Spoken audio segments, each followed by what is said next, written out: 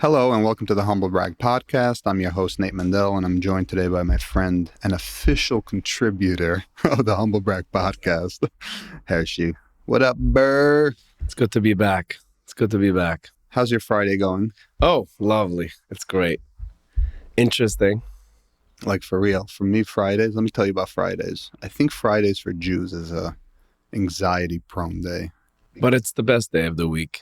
Oh, so there's like this anticipation, right? Jews wait for Friday because Friday night is the Sabbath. And we eat, festivities. We really party every fucking weekend. Right. No bullshit. Right. So Jews look forward to Friday, but The Friday's the day that you don't want to do anything anymore. When it comes to work, I'm not doing anything real like at work because it's already Friday. this is what I'm talking about. So what's it like for you working on Friday? Because I'm going to tell you what I feel.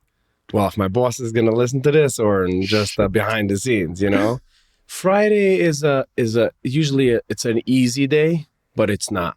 It's easy because you're already checked out.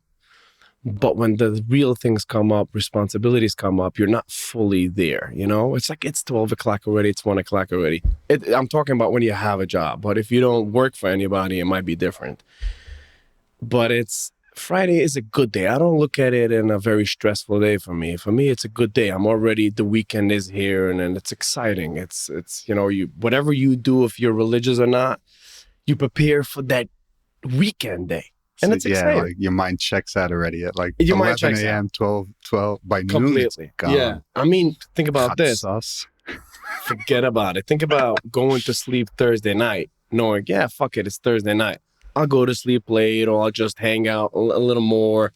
Yeah, because that's Friday. It's Friday vibes. Yeah, so for Jews, Fridays are like long awaited. Everyone's, you're always waiting for the weekend. So I think because of this, there's this certain anxiety. Like, for example, even doing this episode now on a Friday, and it's like 1 p.m. There's 1 so p.m. much time before it's sundown. There's like this subconscious thing in my head, like, I can't do this today. It's not a good day today. But why not? There's nothing going on now. There's some anxiety on Friday that you don't want to do anything out of the ordinary. Right. You just want to kind of glide by and get to the evening. Right. It's so and do nothing. Weird. And not have a plan. Nothing. So it's almost like we don't have we can't harness Friday as a real productive day because of this. I don't know if it's anxiety is the right word, but there's like this feeling. Think we were always used to Friday being a day where you're busy rushing. Oh, we need to go get this. We need to go to grocery. We need to finish up before Shabbos. Although you might not have anything right now on your schedule, you're still in that anxiety might be the word because we're used to always being in a rush on Friday. We're always rushing, going for something, checks, depositing, going to the bank, doing shit that you don't really need to do. Like you might not have anything to do, but you're just going to be on like high alert. I think that programming did it to us. Yeah. I was just talking to Avrami and I mentioned it to him and he said, he also feels it and he thinks it's from growing up. Yeah, because we grew up with that Fridays, this running around, like it's almost Saturday, it's almost Shabbos, it's almost Shabbos, and you have this pressure that you're going to run out of time. Right. Now we're older, there's nothing fucking going on Friday. But think about when the sundown is 4 o'clock, 3:30. In the winter. I mean, imagine what a Friday looks is for any religious person. Imagine what a Friday is like. I mean, you wake up in a rush. You wake up 8 o'clock in the morning like, shit, what am I supposed to do already? Did I do this already? Did I do that? You're already, It's such a stupid programming. But it makes sense for religious people who have a lot of kids. It's very hectic. There's so much to do. Everyone has to get ready. Now we're older. Half of my friends are single. There's nothing going on. Friday's a regular work day. It's a regular day. Now in the summer, sundown is in the evening. There's just nothing. You'll pick up some dips and challah, some bread. There's nothing to do. Right. But that anxiety is still there. So when I think about doing anything on a Friday, you don't want to do it. You don't want to have a business call on Friday. You don't want to record an episode on Friday. Yeah. You don't because your mind is just you're thinking. Checked out. You're checked out. Fucking weird. It's amazing though because it's like a lot of non-Jewish people don't have this. Friday is a regular day. Religious Jew problems. So that actually reminds me that we were camping the other weekend, right? And we noticed that by non-Jews, the big party day is Saturday night. Saturday night, yes. Because it's their for Jews official, or religious Jews. It's Friday night. It's Friday night. Yeah. It's their official day. Friday night for them, really not. I guess it's like for us on a Thursday night. Does it make sense? So it's an interesting phenomenon because our big day is Friday night. So we're going to party, go hard Friday night.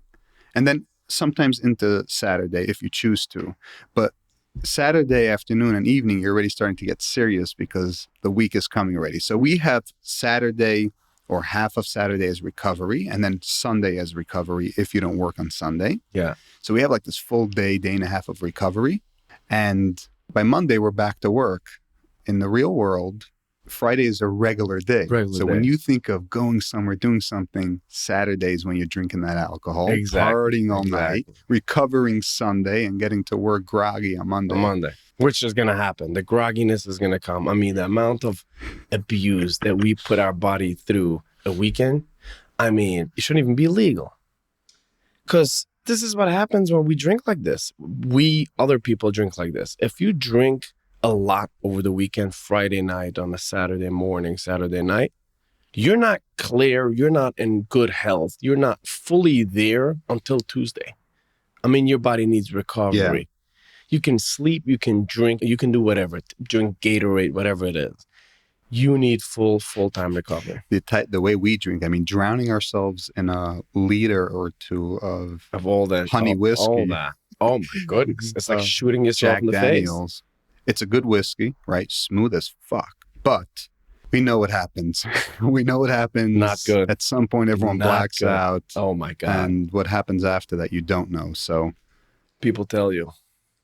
Remember when you did this? No, I can't remember. You know why? Because I was blacked out. This is what happens when you blacked out. So I typically don't black out. I think I have maybe 2 or 3 times in my life. I could recall all of the times that I did. And the 2 other times that I did other than last weekend was maybe for the last 30 minutes of the night. So I know what I did. I knew everything. In the last 30 minutes before going to sleep or something, I don't remember those couple minutes. The experience is not great, though. You can't tell me that, oh, I blacked out this weekend. My goodness, I had fun.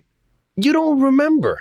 So last week, for the first time, I blacked out hours before I went to sleep. And I only know this because you guys said we chilled till, I don't know, 2, 3 a.m. Yeah. And I don't remember anything past 11 or 12. I personally don't do anything stupid. Well, or don't you? No, but like this is the blacking out part, which you don't remember. This is whatever you do or you don't remember 3 hours of you being up and doing shit, which bugs me out. It's very weird. And very. It's like being in control. Like if I tell you this from 1 to 3 o'clock, you're not going to be in control right now. You're not going to be in control of yourself. You're not going to like it. You're going to have anxiety. People are going to freak out. What do you mean I'm not going to be able to control my life, my thoughts, everything? But when you're blacked out, you're not really in control. It also feels like, in a certain sense, like it was pointless hanging out those hours because you don't. This is what I'm saying. It leaves no memory on you. This is exactly what I'm saying. It's fucking weird. So I wake up, besides for feeling like a bottle of alcohol, and you're still straight up drunk, right? Giggling your fucking ass off all morning because you're out of your wits. Besides for that, it just feels weird. You don't remember how you got into your tent. So, we lay down. It's scary. I wake up. I have a small tent, a 3-person tent, and I have a double pad. So the 1 foot that my pads don't cover on my tent, that's the foot that I wake up on. Fully dressed. The tent door is half open because Ganeshi didn't close it when she threw me in there. I mean, this is stupid. This is just what happens. And that's when you hear me saying shit like, I'm never drinking again. Yeah. Yeah, I actually thought after this weekend, I'm going to go for a 30 to 90 day not drinking challenge. I wish I would love to see what it's like. Let me tell you something. I don't know myself without drinking. I mean, I always drink. Well, you do, meaning in social settings. I'm in social settings, yeah, when there's real partying going on. Yeah. And this is what we discussed last week. It's weird. I would love to see myself. Fun? Ari, our co-host, he stopped drinking. I would love to have the ability to stop drinking. And it's difficult, right? This is what we discussed because the way that we chill, these real parties, right? How do you party without alcohol? Because you're getting together with friends. The hype is the alcohol. The reason your friends are hyped is because they're drinking alcohol, right? So you have to match that level of intensity. If not, you're a party pooper. Nobody wants you at the party. Nobody wants to invite you if you're just the guy sitting on the side, all calm and meditative. You're no fun. You're ruining the vibe. But think about this. It's not because not drinking and being meditative and being a calm person is boring. It's not good. Like if that's who you are, then that's something you should be doing. Like forcing yourself, forcing alcohol on you, forcing to become a party person when you're not, forcing to become a loud person when you're not, is eventually gonna come crashing down on you. Like eventually you're gonna grow older and realize this is not who you are. Okay. So my point, what I'm trying to make is that we don't know that though. We drink alcohol because that's a thing. Otherwise, you don't want to be that other person. Everyone drinks alcohol and this is how you have fun. But really, there's so many personalities. Some people are party people, some people are not. Some people are loud, some people are not. But we don't know that because we're all alike when it comes to drinking. So everyone drinks to fit in. Does that make sense? So let me go back and let me remove the word partying because I think that has the wrong connotation. I am the type of person who loves being calm. I love meditation. I love the idea of substance-free living, healthy living, spiritual living. The word partying gives off the wrong impression here. Let's just talk about socializing for a second. Social gatherings. Yeah. Okay. So can we hang out in your house, in my house, on the street without alcohol? Sure. We're not alcoholics, by the way, for the listeners. We're talking about alcohol, meaning on the weekend or when we're with our friends doing something exciting or fun, some kind of social get-together. It could be a wedding, a bar mitzvah, whatever the gathering is, right? This hype. And then we start drinking to hype it up even further and further. This is the type of drinking we're talking about. We're not talking about... It's fun. It's fun. So we drink also because it's fun, right? Yeah, so I'm not saying, alcohol. There are people like myself who are calm, basically substance-free outside of when I drink the alcohol at these gatherings that would love to get to that point where I don't feel the need to, but we do feel the need to. And that's where it gets tricky. How do you go to a wedding where all your friends are there? The hype is because of the alcohol. And if you don't drink, you're going to be left out. You're not going to be part of the hype. You'll sit on the side very calmly, maybe very happy and talking to people, right? But you're not part of the hype. So what's funny is though, when we could ask Ari about this, but I believe that people who quit a certain life as well. Lifestyle. Right? So, and this is my observation of it. He might come on tomorrow and say I'm completely wrong, but my observation is that he's hanging out less. He's not going to so many social gatherings. So the pressure is just so much less. You know why it's an observation for you? Because you haven't tried it yet. So it's still an observation. You don't know what it's like not doing it. So your opinion is based on what you think it is like. But we haven't tried it. So we don't know what it's like to not drink and go to a social gathering, social events, where you could actually be yourself and have a good time and talk to people and just feel free. We don't know what it's like. I don't know what it's like. And I would love to try it because we keep escaping. We keep trying to be something. We keep trying to not be within ourselves sometimes. And sometimes we'll drink it away. It's fun. Look, the outcome of it, the plus is that you're going to have a good time.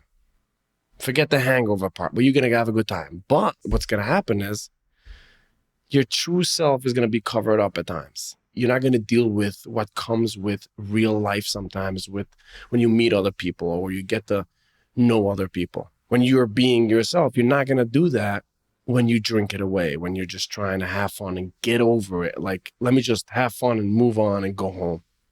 Right?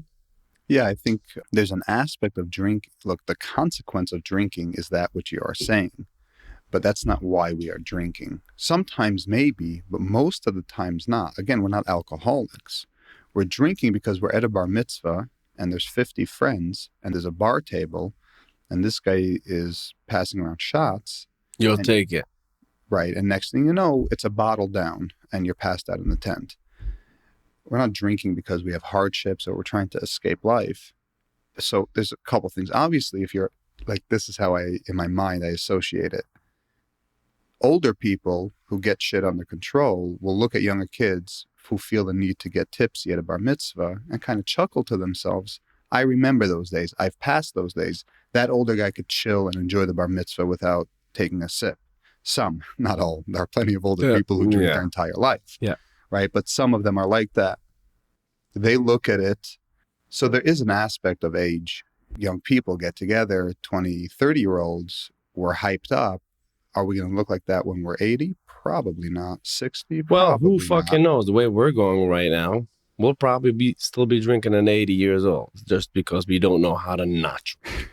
I guess what I'm trying to say is that what I was saying before. It comes with a lifestyle. Excessive socializing and going to parties and being involved comes with the package. Drinking comes with the package. Now, the people who don't do it seem not to socialize so much or go to these types of gatherings. Right. And if they do, they're leaving earlier, right? They're not the guys leaving 2 a.m. saying, we want more. You know what I mean? Because at some point it gets like you're done with it. You had enough. If you don't drink, you don't keep drinking. At some point your body's like, all right, bitch, it's time to go home. So it'll be a nice case study. One day I wouldn't be surprised if one day I have, the strength, and by the way, my brother Ari, he quit after crazy incidences, getting too trashed, acting crazy. So hopefully I'll have the power to try it without that, because the damage sometimes sometimes the damage is you can't come back from that. I mean, the shit that could happen when you're drunk. I mean, you have kids, you have a family. Forget about drinking while driving. I mean, drinking while you're drunk. The shit that can happen. I mean, if you hit someone and you injure someone, you kill someone because you had one too many beers, you're done. You're done for life. Yeah. So it's funny because these are things that you didn't think of when you were 18, 19, 20. When you're 18, 19, 20, you drink, hey, let me just fucking drive home. Big deal. You get older, these things start mattering. Like it becomes real. Yeah. Wait, there's more to just not just doing shit and focus and being selfish and doing stupid shit. Everything matters when you're Everything older. matters. I mean, you take a drink and you're like, you're driving home. I mean, I wish I would think more of that, but sometimes I think to myself, it's like, we do stupid shit and the consequences can be real and real bad. But the point you made, you said we don't drink because you want to escape, but that's not fully true. I will definitely sometimes drink at parties because I want to escape. You're right. I come in, I just feel not in the mood of really partying right now, or not in the mood of really socializing. Small talk, it's not fun for me. Small talk is bullshit sometimes. And I don't have patience for this shit. Like, what do you do? Where do you work? Oh, I didn't see you in a long time. Bitch, I don't give a fuck. Like, I don't care if I haven't seen you or whatever. Yeah. Drinking is going to make me cover that up. It's going to make me... that resonates with me. I just don't think of that as a cover up. I think of that so what is it then to you? As joining in on the fun. So you get you don't want to enjoy this right now. You don't care. You're walking in right now to this event. You don't give a shit. Right. Okay. So let's say you have a rough day or you're not in the mood today or whatever it is, right? Or you're going to meet an ex, someone that you don't really want to meet right now. Yeah. But you just have to face it and walk into it and deal with it. Alcohol is going to help you. All right. That's that's a little bit different. That's because you can't cope with life. You can't cope with a tough situation.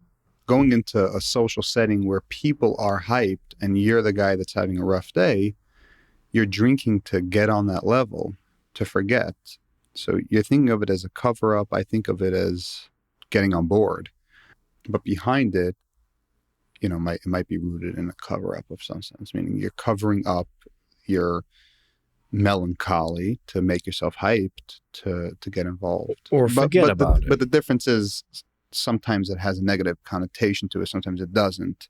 It's okay to come to a party and say, I'm not in the mood, but I have to get into the mood. It's my sibling's wedding. I got to be in the mood now. Right. Forget that I just got fired 4 hours ago. I got to be in the mood. I got dumped. So let me drink and get in the mood. Well, I'm going to be depressed the whole wedding because this is what I am now. Went to therapy. I know that. I recognize that I'm depressed. No, so you got to get with it. It's not recognized. It's not negative. It's you get with the program. Yeah, but the thing is though, depression or anxiety or whatever that is, you don't have to walk into a wedding and say, yep, well, I'm not going to drink because I'm anxious, or I'm not going to do anything about it because I don't want to cover it up. No. Being okay with whatever you're going through usually makes you okay. When you accept what you're going through right now, you accept depression. Well, I don't know really what it's like, but I know more about anxiety. So you accept whatever that is, you feel better. When you feel better, you don't really have to walk around announcing to people, oh, look, I'm anxious, or look at me, fuck you, I'm not going to drink because I'm... No, you feel better, you accept it. So when you accept it, you feel good. Now that you feel good, you can choose to, you know what, let me have a blast. I see my friends are drunk. Let me go into their level. Let me have a good time. But coming into a place, not feeling the vibe, or you're going through something, you're drinking right away to forget about it. Sometimes if this becomes excessive, like it's just gonna be a thing that you do, eventually you're gonna need to stop, because this is how you're gonna deal with these circumstances. Whenever you feel like that, what is your mind gonna think about? How do I not feel this anymore? By drinking alcohol. Yeah, the habit becomes, well, it turns into addiction, but it becomes part of, it's exactly like you're saying, it becomes part of it. At some point, it's habit. When you're going somewhere, where is the alcohol so I could feel comfortable? Right. You walk into a place, what's the first thing you look at? Where's the bar? Right. Right. This is subconsciously what we do. So that's another little subcategory of a little aspect of this conversation, which is that if you're not comfortable in a social situation, generally, you're going to want that alcohol to let loose a little bit. So yeah, so that is you taking care of a problem in. So I wouldn't necessarily say a problem. I think when we get older, we start realizing that we might not be who we thought we were when we were 20 to 22, 25. Or we are not yet who we want to be. Right. Like being a loud guy, loud mouth, always having a word to everybody, always saying some shit, doesn't mean that that's who you are. It just means that when you were a child, when you were younger, that's how you dealt with shit. You come in, I don't care, whatever, you're just gonna, whatever. Always be loud and always seek attention. But when you get older, you start dealing with whatever the fuck this is, your body and whatever yourself is. I think that's when you start realizing, wait, I might not be that guy. You know, I might not be that person that, always has to say something, or is just this, fun, giggly guy. It could be a lot of other things. So you realize there's a lot more to So then you might drink some alcohol to go back to your youthful self. That's not really you anymore. Because it's common. Because that's what we know. That's something that's a comfortable place for us, right? Also, the peer pressure. So you may have matured, so you don't act stupid anymore in public. Maybe you're respectful, you're calm. But now you're with your friends and they know you for the person you were. So you got to live up to it. So you got to be stupid. Right. Yes. And that's important. That's a huge aspect for 20 to 30 or 20 to 40-year-olds, fitting in. It's the image that other people have on you. You have to live up to that sometimes. If you were like this when you were younger, your people, hey, what's up, man? Like they approach you like that already. They already know that you're that. But you don't feel it right now. It's such stupidity. I had a shitty day or whatever. Yeah. You can't tell your friend, by the way, don't leave me alone. You've changed. You're older. Things change. This is the point. And it's stupidity, though. We evolve, and then this is part of it. Sometimes I think it's at gonna our suck. age, closer to 30, I don't see that as much as a problem. But maybe mid-20s. Or a little bit younger. I feel like 20 to 25, that's a pretty prevalent thing. When you're trying to figure your shit out, figure out who the fuck you are, what you are, where you're going, you're starting to change because your body and mind is actually maturing for the first time. And you're still hanging out with some people who are younger or who have not yet matured. And so they're still coming with all that hype and you're trying to fit in. But it's like, dude, that shit doesn't tickle me anymore. Yeah. So it's weird. It's a weird fucking phenomenon. Yeah. There's also one more aspect of the drinking, which is that I do believe that if you come to this great place of health and just very, very happy deep down with who you are and where you are, you could come to social settings because you could go anywhere and you are content. You're happy. You feel no need for any substance because you are so happy. You're glowing with life. right? Picture people who are on a spiritual trip, newcomers to spiritual practices. You're high off your fucking rockers. Everything's God, and right, you're flowing and glowing. It's great, but that wears down. Then you have to work hard for those feelings. But we know of that phenomenon. When you're in that place, you have the strength because you feel so good. I don't need alcohol. I feel so good. So you go around glowing. I do believe that place exists. It does. And even if it's not a high from spirituality, if you're a very, very healthy and content person and you know what you want in life, you could come to these places, come to these gatherings. You're fine. You're fine. But I think that's very, very few and far in between. Like, to get to that, to be that, you have to work on that. Very difficult. You have to work on that. This is not something you just you become or you're born with it. You have to work on that to go to that place, to be that. Yeah. And that's a lot of being at peace with yourself. That's what it doesn't mean that you're perfect. It doesn't mean that you're happy all the time. You're a fucking human. Human beings are goddamn weird. But if you can be in peace, at peace with yourself and with your struggles, I think that's how you can get to that point where this is who I am and I just love who I am because I love my imperfections. You're vulnerable. When you face your vulnerability, you open up to whatever that is, and you don't have the hesitations or the blockages and all that, you can get to that point. You can get to that point. You don't have to be anybody else. You know why? Why do we have this pressure sometimes in social settings? It's because there's so much social pressure, so much social anxiety. Is it because the society nowadays? Maybe. Is it society because where we come from is what caused this pressure? Maybe.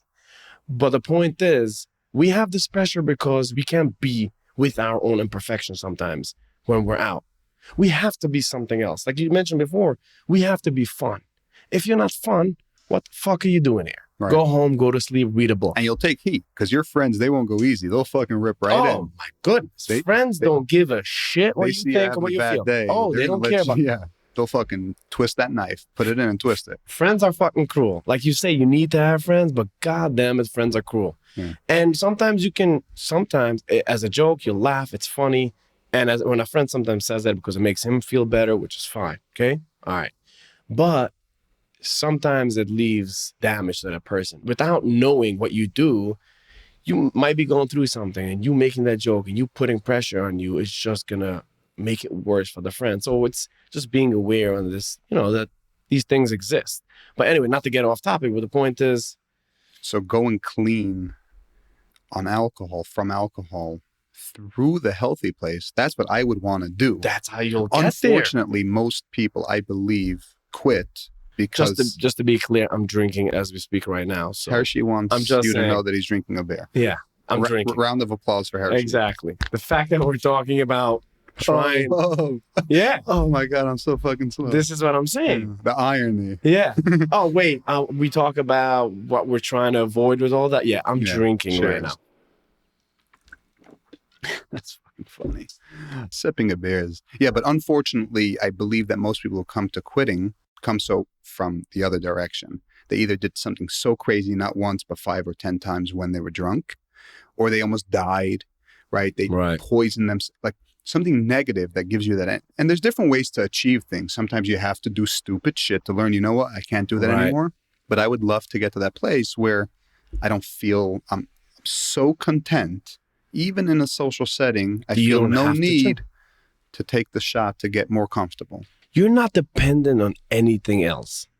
When it comes to because that's how we deal with uncomfortable feelings. We deal with anything that comes up. In us, it comes up. That's how we deal with it. Alcohol, you'll go for a cigarette. Cigarette is the same thing. You can tell me addiction and, the nicotine, I need it. It's just something I need. Well, it's also the same thing. When you get uncomfortable, what's the first thing you think about? Oh, let's go for a cigarette. Want to come outside? Let's go smoke a cigarette? Well.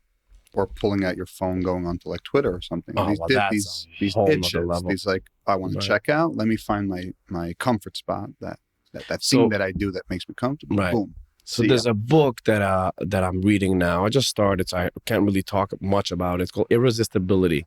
It's about addiction and goes into the addiction of phones and cigarettes and drugs, where it's coming from. So there's not much I can talk about it now because I didn't fully read it, but it's also based on this topic we're having now. The topic is fascinating. It's fascinating. I mean, we're addicted to shit. Our personalities, this is us humans, we're addictive and we just do it. But why do we do it? Because we deal with shit and we don't want to feel a certain way. So we keep running to our phones. We keep running to cigarettes, alcohol. It's, there's a lot more to it. But the point is, just in the short conversation, it's interesting to think that we deal with so much shit, despite the fact that we live in some of the most comfortable times in history, period. But because we have technology and life is so different, we're dealing with various levels, very, very complex levels of emotional issues that even the professionals, the experienced people who study this stuff are perplexed by it. So like they're figuring out all these new, think of something like FOMO. It just like originated in the past 10 years. FOMO is fear of missing out. All of a sudden, it's this real psychological phenomenon. It's a sickness. Right. People suffer. Because of our new lifestyle, all these new emergences, really, really fascinating. Speaking of something that's like, we were talking about uncomfortabilities drunk, it made me think of something, this concept of splitting the bill. We've been wanting to record on this. Well, we talk about it all the time. Why it made me think of it because we go with our friends. We go out and eat, right? So you're sitting around a restaurant table with 20 guys and at a fancy restaurant, and then it comes to paying the bill, right? So there's this topic that we wanted to cover, which was splitting the bill, which is a very interesting topic. It's weird. I mean, it's the personalities. People's personalities just fucking come out. Yeah, so it fits. I mean, if you're just that guy that doesn't really say much, but bitch, when it comes to that bill, everything comes out. Alcohol or Wait, hold on. The French fries? I don't remember having the French fries. Well, I'll pay for it, but I'll give you hell. Well, you ate half my sandwich, right? You start getting into the like you'll pay for it, but I'll give you shit too. Yeah. Like I'll let you hear it. So I think this is really appropriate because of what we're talking about, alcohol, right? Uncomfortability and personalities, and then splitting the bill. So what's funny is the other day, this also reminded me of it. The other day, I'm at a restaurant with my mother, her husband, and my in-laws. So you did bring it up, huh? You did bring it up. No, listen to this. Right. My mother, her husband, and my in-laws, and they're taking me and my wife out for dinner. Nice. My wife was flying to Israel. It was my birthday or something. So two things combined. They're going to cover us. No problem. 6 people sitting around the table. Already sounds bad. I can tell you the end of the story. It's so good. I think I'm going to post a picture. If she doesn't give me hell, I'll post a picture on Instagram. She's going to give you hell. I'll ask her, but I'll post a picture on Instagram with this episode so you can go check it out. Okay. There's going to be a picture of them sitting around what I'm going to explain. So they right away tell the server, we're going to want 3 separate bills for each couple. Before you even start. Oh, 3 separate bills. Okay, this is how this shit started. This is like my fucking rolling my eyes. Oh my goodness. Because I already know about this fucking phenomenon. It's so funny to me.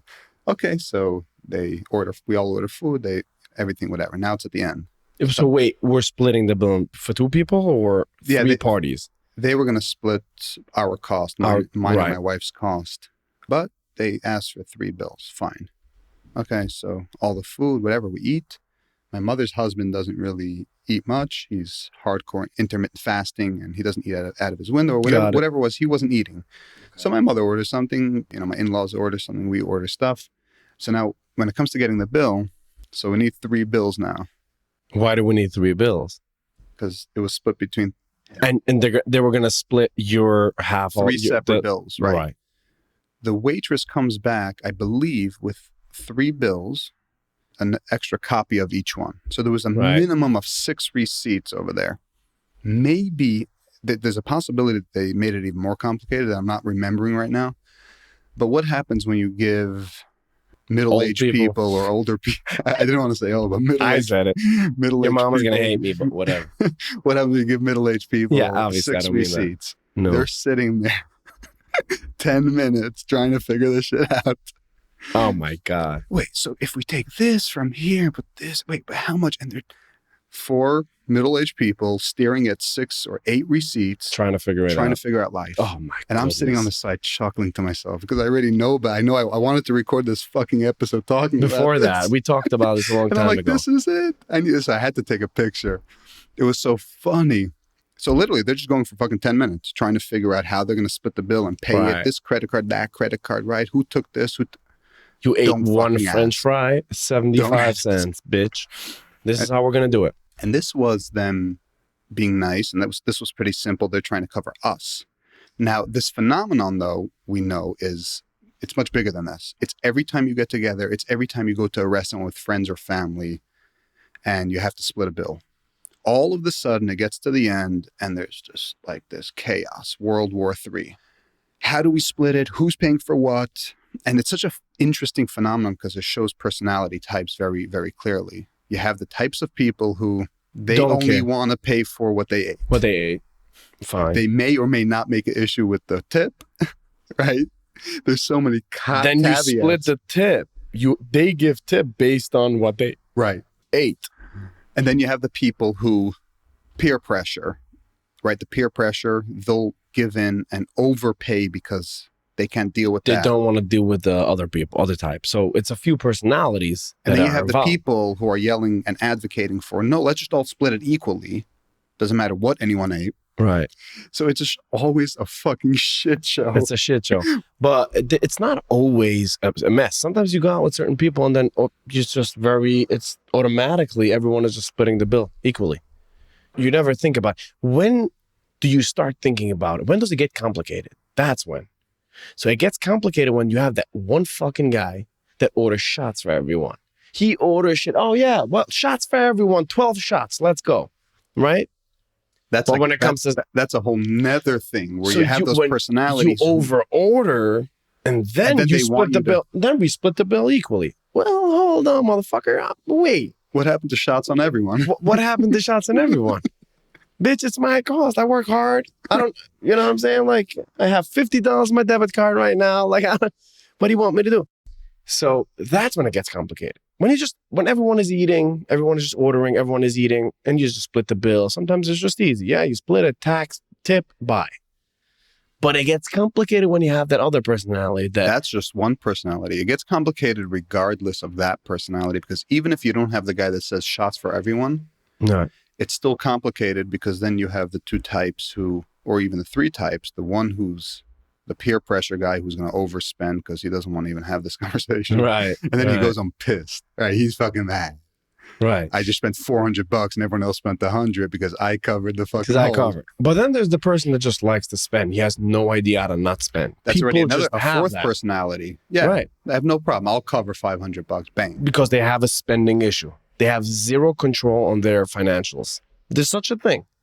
I'm not talking about someone that has the money, someone that's rich, someone that could just afford throw money in the garbage. There are people that don't have the money, but they have this spending mentality where, I spend shit. Money doesn't stick to them. It doesn't stick to them. But they always have. They always spend, they have, but but it just doesn't stick. They don't have a financial organization. They don't have normal financial, not skills because... Whatever, yeah. It's just they don't have That's their thing. That's their money thing. Yeah. Yeah, we just identified about 4 or 5 personalities. And the truth is there are even more in this area. Right. It's so complicated. It's so funny and so complicated to watch. There are some basic common denominators. There are ways to solve this simply. First of all, as you get older, you learn. If you're going to go out, first of all, make the arrangement beforehand. Know who you're going out with. One is... maybe don't go out unless you're ready to split the bill equally.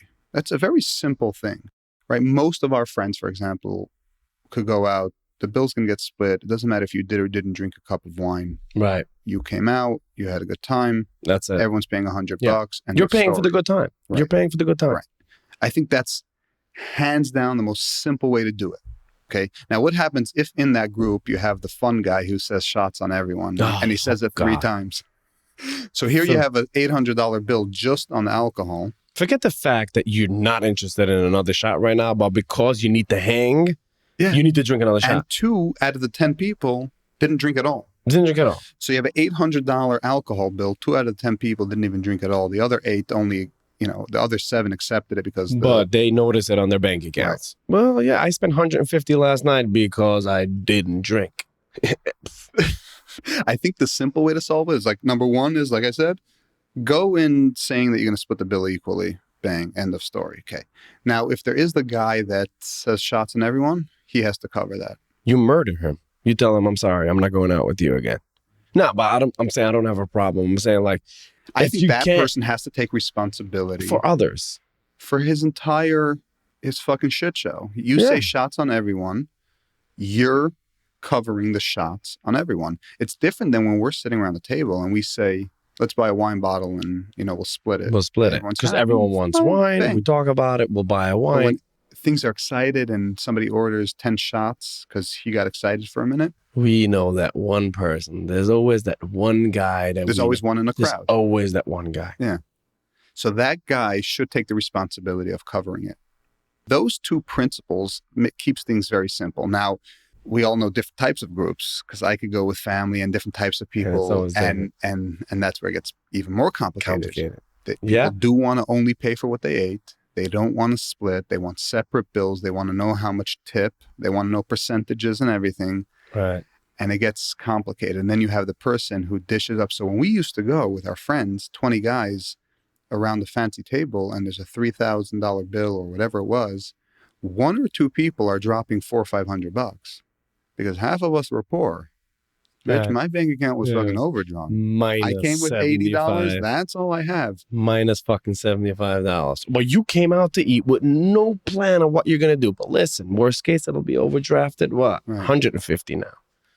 I mean, but that's the life. And then you have the guys who are only paying for the French fry and the burger they ate, $27.37, because that's all they ate. They didn't drink alcohol. Right. And tax and tip, and that was just included on their own on what they ate.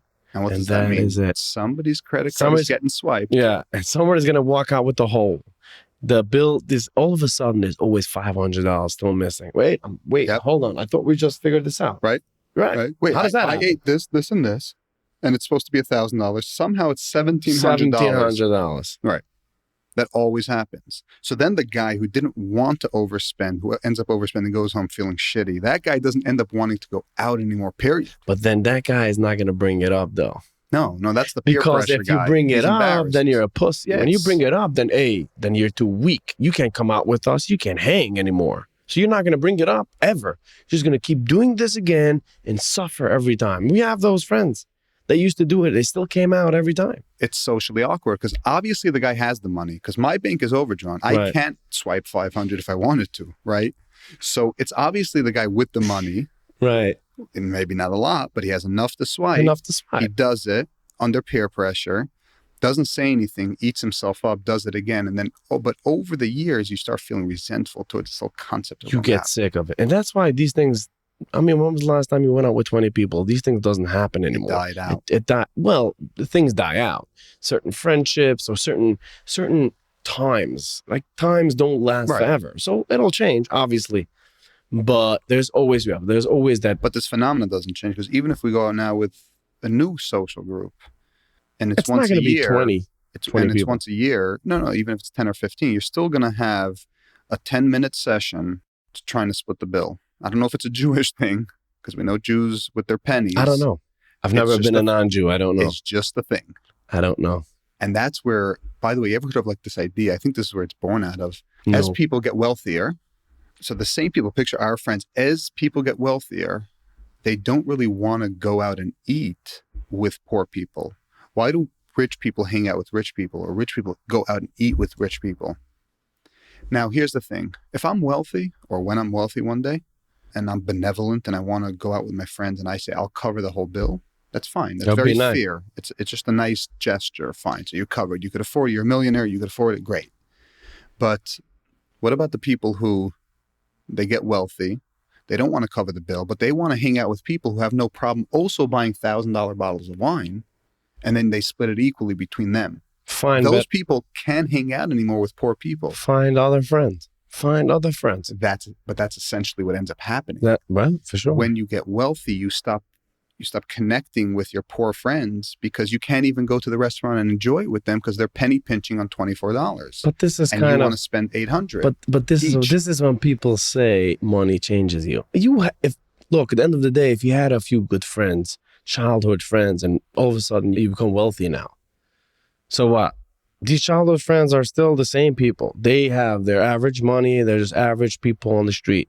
You can find rich friends now and go out and have no limitations. You can go on vacations and everyone could afford everything. Mm-hmm. You don't have that friend anymore, though. You'll have that friend who will spend with you. You'll have fun. You won't have that childhood friend. You won't have that friend that always had your back. You won't. I'm not saying that you can't find it with new friends, but I'm saying like the wealth sometimes will change you. Right, to your point, it will change you. And you might have to make the decision, yeah, listen, you know what? That's what I want. I want the wealth. I want more to be able to have no limitation when it comes to spending money. You find out who your friends are. Exactly. Well, the thing is, I don't know, so I can't tell you. But if I was wealthy... No, I think it's a good indicator. Real friends will be by your side and they'll go to restaurants with you your entire life. Doesn't matter if one's a billionaire and one's poor. It makes no difference. And a real friend wouldn't ride on your money. I mean, there are people that do that, but like if you have a real friend... in reverse? In reverse, guy, like, yeah, for sure. You would understand. I know he's rich, but look, It doesn't feel good to sit on someone's money and always go out when he spends. It feels good when you come out, your hard-earned money, and you spend... But that's what I'm saying. No, the rich guy will go with the poor friend, if he's a real friend, to the cheap pizza shop and eat with him. Yeah. It's those other types that basically evolve into a distant relationship because... Changes them. Right. It changes them. But you know what? You have the rights. Look, go do your thing. People do shit. This is who we are. People do what's good for them at the point where they are then. That's Absolutely. what people do. People say things and then they change and then they move on to other things. But if you stick with your values, which is what's your value? To you, your friend can be your values, your wife, your kids, your business, whatever that is. If you stick to your values, you won't become another person. You'll have your values with you. So it won't really change you. People that have no values, they fucking every day they change to something else. They say something, and then tomorrow they have new friends, and then they do this and then do that. There are people like that. There's also the case where people change as they get older, right? So we think we know people at 15 and 18, and they turn 25 and 30 and they change. And like you said, I do agree that you have every right to choose a path in life. And if you became wealthy, your friends are poor, and you feel like they bore you to death and you want to hang out with cooler people, then do it. That's your choice. Do it. Go fucking do it. Absolutely your life choice. But just circling back to splitting the bill. So it's a very, very funny phenomenon. It's comical. Really, really comical. So what happened in the end with your bill? So they split it? And 10 minutes. They just sat there for 10 minutes just exchanging papers with each other, trying to figure out life. They still make payments for that, probably. It was comedy. It was just real comedy. Right. So, but that was just an expression of this big issue that happens to almost everyone that goes out with a big group. And there's simple ways to solve it. You just have to, first of all, grow the fuck up. Be mature enough. You're going with a group of 10 people. You could have a conversation beforehand. Are we splitting this bill? Right? You could have these conversations. Children don't have conversations. When do they deal with it? When it happens. And then somebody's going home sour. Yeah. Adults know how to have conversations beforehand. Talk about it. You're already going to weed out the person or people who have an issue with the way that you want to structure it. It's just such a funny and stupid issue. So crazy. But it's an issue. It is. And it happens every day. And you know what? It comes back to the same thing. When you have the peer pressure, when you don't really live with being yourself. At the end of the day, if you live with yourself, you're not afraid to be yourself, even around your friends, which should be easier, you would think. But that only applies to the personality that will overspend. Meaning it applies to that person who's going to spend. It applies to both. If you have a problem splitting the bill because you don't have money, you would think that it'll be easier to tell your friends, listen, I don't have money right now. I can't do this. But you don't. It's a lot harder with your friends. Why? Because you have to live up to something. You want to be part of the friends. You don't want to be that guy. You don't want to be that guy. Yeah, the guy penny pinching is not saying that he doesn't want to overspend because he doesn't have the money, he blames it on the fact that he only ate fries. Exactly. Yeah, so that makes sense. That, obviously if you're healthy enough, sorry, I can't afford it. Do you. You have to do you. Right. And if you have to really say that you don't have the money right now, that would be difficult for most people. It'll be difficult. You're around friends to say, sorry, I can't afford it. I can only afford this.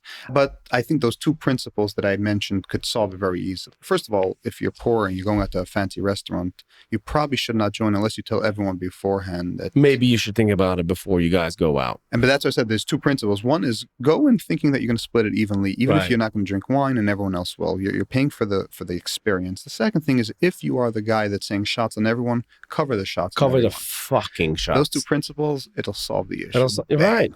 You can't be that guy and offer shots to everyone if we're going to end up splitting. I'm going to end up paying for my shots. So what was this whole 12 shots thing? Oh, shots for everyone. Right. When you do that, usually that means you cover the shots. If you go to a bar, hey, shots for everyone. You ring that bell, you're fucking covering it. You usually have a card on file and you tell the waitress, put it on my tab. When you cover people, you're covering it. There's no fucking... That's it. Nobody else is getting charged. Yeah.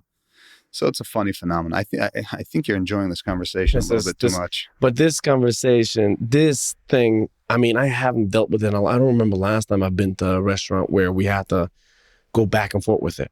I mean, the last time I had this, I think it was with my family. I went out with all my family. I mean, when I say all my family, it's a whole lot of people.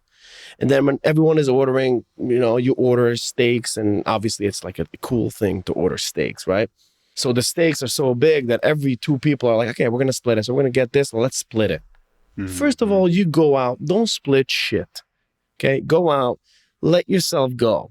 Order. Live life. You either way don't have the money. Either you have the money or you don't. But the point is, if you don't have the money, order something small. If you do have the money, just fucking order it. Order whatever. And then when it comes to splitting weight, so I had this. Yeah, you had one of my French fries. We split the French fries. Now the other side of the table, we split the empanadas. You understand what I'm saying? It's like it becomes a whole mess. And that's just what happens. This is what we're talking about. This is what it is. So guys, get your shit together. Get your shit together. I only had a Caesar salad. Bitch, no one cares about your Caesar salad. Put the money in, put a credit card in, and let's go. Nobody cares what you ate, what you drank. Yeah. It's time to cough up the dough. Split it up evenly. Yeah. And if you go the other route now, restaurants are smarter. Everyone could have their own bill. It is so fucking... It's so you know how retarded that is? Nowadays 22.5 bills. Bring them. You can have, but you could also have where you give them multiple credit cards, more than 5, more than 6. I remember you go to certain places, they didn't accept more than 2 credit cards. You go to any big place, any wine and dine place, and you'll all of a sudden with 10 people, and then there's 10 credit cards on file. And the waitress looks at it like, oh, you got me 10 credit cards, huh? Charge 40 on this, 32 on this, line on this. And that's it. Oh, gosh, man. They have to, the restaurant industry is giving you all these options because of this behavior. They build their systems now to be able to split it. Yeah. They can easily, they don't have to do the calculations, the maths, nothing. They put it into their POS system, they can split it easily. Oh, split bill to how many times are you going to split it? Yep. You split it and then it just automatically does the math for you. Speaking of paying bills, that reminds me, in the yard, so one thing I hate in restaurants is when you have to wait for the waiter for the check. Which, by the way, I don't know why it's called a check. It pisses me off. I feel like it should be called a bill. Check, yeah. But for some reason, it's called a check. But anyway, when you're waiting for your check. Check usually pays for the fucking bill. Sometimes it just takes time because the waiter got busy at another table. And I hate sitting there when I'm done. I hate wasting time just sitting. Yeah. So I had this idea of just being able to swipe and walk out. And I realized that in Yard House, they have that, right? That little module, boom, boom. You get up and leave when you're done. I think that's great. Brilliant. Every single restaurant should have that. I think now with the whole COVID thing, restaurants are going to build these systems now where you don't have to touch credit cards. The waitresses don't have to touch receipts or anything. Right. Cash, nothing. So they have these systems, these screens, they put it on the tables and you just swipe and walk out. I haven't seen it by any other place besides Yard House, but I would think that people are building now these systems where the less you're having to deal with people, you're having to touch other things like menus. The menus are done now. Yep. Okay, now they hand you paper menus, and when you're done, they throw it out, right? So the less of more interaction, and touching and all that shit. All that, the less of that, the less is what they're trying to build right now. Yeah, they could really go big on this whole being able to pay at every table. I think it's going to start becoming the norm. They could even make it much better, obviously. They could have tiny little module where you just enter an amount and swipe. That's success, error. It could be built into the tables. Mm-hmm. You can send a transaction from your phone. You don't even have to have a credit card on you. I love that. I love that we're going there with that particular thing. Because there's so much ideas and things that people are thinking of right now. Because this pandemic hits you in a certain way. It affected you in a lot of ways, but also it could help you. It can help us change to a lot better ways. Also, a lot easier. Well, if technology wasn't moving fast enough, this is just going to push it so much faster. It's going to push it to a better place. Crazy, I think. Crazy. All right. Is there any other baggage you'd like to get off your chest? Oh my goodness, so much. Y'all ready? You guys got, what do we got? 3 hours left? Oh gosh. You would want to do this all day, huh? Imagine your full-time job is just talking to the mic, talking shit all day. I can do this and never get sick of it. I'll never get sick of it. Yeah, the listeners might, but not me. Right. Not me. But the thing is, the more you do this, the more you talk, the more you understand this idea or the skill of talking and interacting, talking about whatever that is. The more you do it, it becomes a skill. Yes, certainly. I think it takes years to get really comfortable with this. But some people are more natural than others. Some people are a pain to listen to. Some aren't. Some people are a pain to listen. But you know what? Some people are a pain to listen to, but they still talk. You go to a lot of other people, a lot of podcasts, a lot of platforms. People talk. Bro, you go check out some random podcasts, like little tiny time ones, like 5 audience type ones. Type people? You'll feel bad for some people. Like, bro, this is not your industry. Hold on. Look, you have to have somewhat of a voice. You have to be able to articulate yourself. Yes. If you talk like this, don't fucking record a podcast. You know Thinking while they're talking and just not being prepared. But it's our society. It's this whole concept that everyone could be anything. Your opinion is always everyone wants to hear your opinion. But I support the idea of, if you want to have a platform, talk. Go ahead and talk. You might have listeners. You might not. But talk. If this is what you feel like doing, do it. I don't discriminate. I think it's good. We love talking. Well, thank you for allowing me to talk to you. Okay, this is great. Peace and love.